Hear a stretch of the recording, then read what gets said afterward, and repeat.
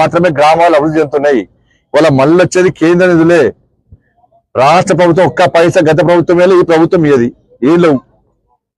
ఈ ప్రభుత్వం పొంగచ్చి ఆ ప్రభుత్వం చిప్పచ్చు పెట్టింది, ఈ ప్రభుత్వం పొంగ చిప్పచ్చి తీసి పంపుతుంది. మళ్ళా కేంద్ర ప్రభుత్వం నిధులు వేస్తాయి. బీజేపీ సభ్యులు గెలవకుంటే గ్రామ పంచాయతీ నిధులను మళ్ళీ డైవర్ట్ చేస్తారు. వీళ్ళు కరెంటు బిల్లు, శాలరీస్, రెంట్లో కట్టి ఇచ్చే ప్రయత్నం చేస్తారు. కాబట్టి మీకోసం ఇలా భారతీయ జనతా పార్టీ మద్దతు తెలపండి. గ్రామ పంచాయతీ ఎన్నికల్లో, స్థానిక సంస్థల ఎన్నికల్లో ఇవాళ మా అభ్యర్థులు గెలిచిన తర్వాత ఇవాళ ఇదే హైదరాబాద్ నడిబొడ్డున మా గెలిచిన సర్పంచ్లు అందరితోని, ఎంపీటీసీలు, వార్డు మెంబర్లు అందరితోని ఇవాళ గతంలో మిలియన్ మార్చ్ ఏ విధంగా జరిగిందో మేము సర్పంచ్ల మార్చ్ నిర్వహిస్తాం. ఈ ప్రభుత్వం మెడల్ వస్తాం. ఈ ప్రభుత్వం మీ బిల్లులు పేమెంట్ చేసే వరకు మేము వదిలిపెట్టాం. నేను మళ్ళీ విజ్ఞప్తి చేస్తున్నా, మాజీ సర్పంచులు, ఎంపీటీసీలు, ప్రజలందరూ కూడా మీరు భారతీయ జనతా పార్టీ మద్దతు తెలపండి. ఇవాళ నేను మాట్లాడిన తర్వాత మళ్ళీ రేపు గవర్నమెంట్ స్పందిస్తుంది, మేము లెక్కలు తెప్పిస్తున్నాం అని 100 కోట్లకు 5 కోట్లు ఇస్తుంది.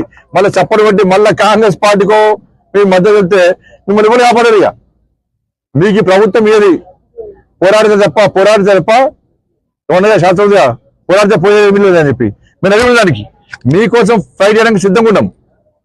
మీరు గ్రామ పంచాయతీలో మాకు మద్దతు తెలపండి. కేంద్ర నిధులు నిష్పక్షపాతంగా, నిజాయితీగా గ్రామాభివృద్ధికి సహకరించే విధంగా ప్రయత్నం చేయండి.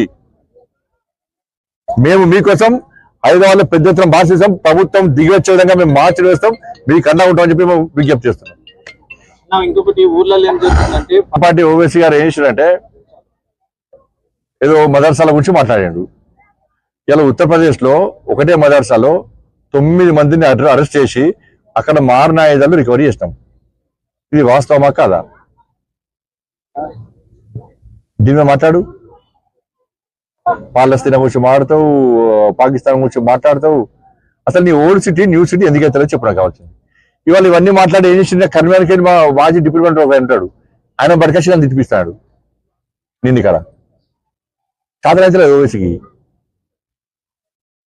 కేసీఆర్ గిట్టిన బండి సంజయ్ అంటే ఆడు పోరాడన్నాడు, కేసీఆర్ గిట్టాడు పోరాడు దమ్మైందో చూపెట్టాం మేము కార్యకర్తలు అందరం కలిసి.